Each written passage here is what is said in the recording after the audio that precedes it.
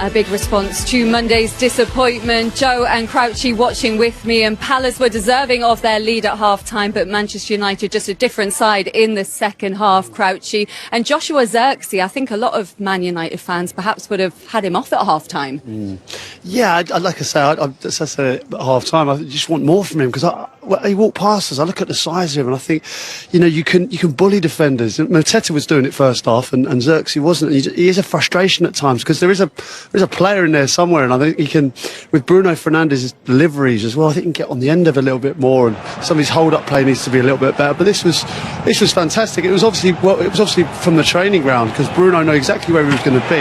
He actually found himself offside, Zirkzee, you see here, way offside, and it's a great place to be, because the defenders can't get hold of you, they can't get hold of your shirt, they can't muscle you. You can make that run kind of almost free, really. And what he did here was he took his time. I mean, this isn't a goal from a player who hasn't scored in a year, because he lets it bounce a couple of times, takes his time, and what a finish, Joe. Yeah, it's a fantastic finish. What he done really well there on the second bounce is the patience he took. You know, like Crouchy said, it's not a player who's not scored in a year. Looked very, very composed. Looked confident, didn't he? Do you need him just further forward, not dropping deep as much? Yeah, aggression. And then sometimes when you're a forward and you're not getting amongst the goals, your tendency sometimes is to drop deep and get touches.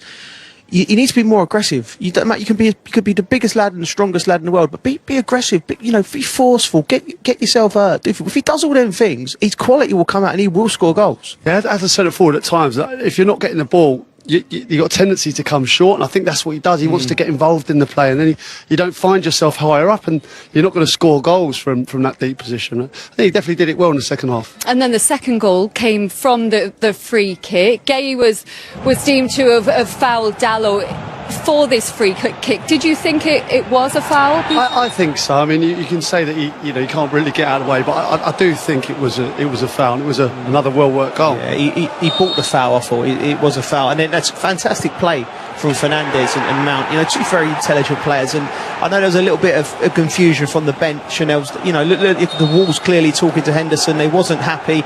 You know, Fernandes recognises that, rolls it, and it's a wonderful strike. You know, Henderson just gets a bit flat-footed there, but it's right in the bottom corner. It bounces just in front of him. I think when you take that quick one, it causes panic, and the wall breaks. You feel gaps, and as soon as you move it that little couple of yards, it's enough to create havoc with the wall. Man United, 10 set-piece goals now, joint most with Arsenal, excluding penalties. They've been really strong in that area, Joel. Yeah, you have to give the manager credit and his staff. You know, he's come under a lot of fire because he's Manchester United manager, and the results haven't been deemed to be where they should be. But that's a positive. You know, to be up there with Arsenal, everyone's been, patting Mikel Arteta on the back, and it's been brilliant from their end as well. But fair play to Manchester United. When you got Bruno's delivery and you got people like Maguire, Casemiro heading it, you don't need to be a rocket scientist, and be clever of putting people all places. Great delivery, great players attacking the ball, and they've got that. And Mason Mount said to Jules in the interview at the end, he wasn't sure when he'd last played 90 minutes for Man United. That's actually the first time he's completed 90 minutes for Manchester United. In the Premier League, is it just great to see him fit and doing well like this, Peter? Yeah, I mean, this is the frustration, and we know Mason well, and he's such a talent. He's such a great player, and it wasn't long ago he found himself in the England squad. He was... can he get back to that? And it's only about fitness. It's not about talent, and that will go some way to helping him today. Yeah, that's it. Listen, Lindsay, it's not talent, it's not desire, it's not quality. It's just will his body hold up? If his body holds up, he's as good as a player in that position that we've got. He really and Thomas Tuchel really likes him. You have to remember it's a Champions League winner at Chelsea in that exact model that Thomas may like to play at sometimes. So, listen, great to see him back. Really good, and he was very, very good today. A good afternoon for him, helping with that comeback on the score sheet today, completing 90 minutes as Ruben Amorim's side come from behind to leapfrog Crystal Palace in the table. We'll have more reaction when we come back after the break. We'll hear from both the managers after this 2-1 win for Manchester United. Ruben, the perfect response to Monday night. How did you turn that game around? I think we had more intensity in the second half. We play better in the second half, and the opponent in the second half was more tired. So is everything connected? But again, the small things, the way that Josh controls the ball in the second half was different. The way we defend second balls was different. So these small details will make the difference, and then the talent in front. We scored 2. Both of the goals coming from set pieces today. Is that something you've been working more on, because you've now got the joint most in the Premier League along with Arsenal? Yeah, it's so important in our league because it's hard to play against every opponent, and you can sense by throw-ins, free kicks, corner kicks, to score a goal, to open the game, to give more confidence to the team. So if you look at Premier League, if you don't work on set pieces, you are losing the game already. It's been almost a year since Zirkzee's last Premier League goal. What can that now do for his confidence? It's so important for a striker to score goals. He's not playing many minutes, but the way he responds in the second half is really important. It's more important than just the goal. Again, the small details, to win one first ball, for us to win the second ball, the connection, that is so important for our game, and the goal is really important for the team and for him. We saw Bruno Fernandes feeling his hamstring towards the end of the game. You can't afford to lose him for any matches, can you? No, it was a kick. I was shouting at him because he needs to earn. We make a substitution in the end. He needs to talk to the bench, but he said it was like just a kick. So everything is okay.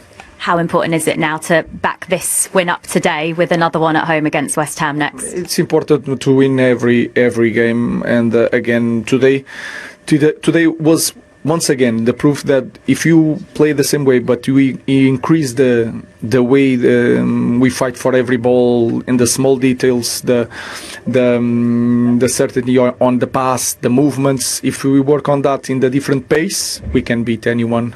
So let's try to show that in the next game. Congratulations. Thank you very much. Thank you.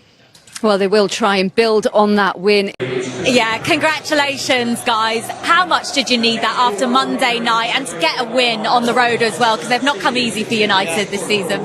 Yeah, we've not found it easy away from home this season. Obviously a very difficult result in the last game, so we know we needed to bounce back, and that's what we spoke about before the game. I thought we showed good character to come back, obviously, after the 1-0 down first half. So yeah, it was about reacting in the change room second half, and I thought we did that really good. We come out and we were at it. Joshua, your first Premier League goal in almost a year, and you absolutely thumped it in as well. How much of a relief was it to see that go in?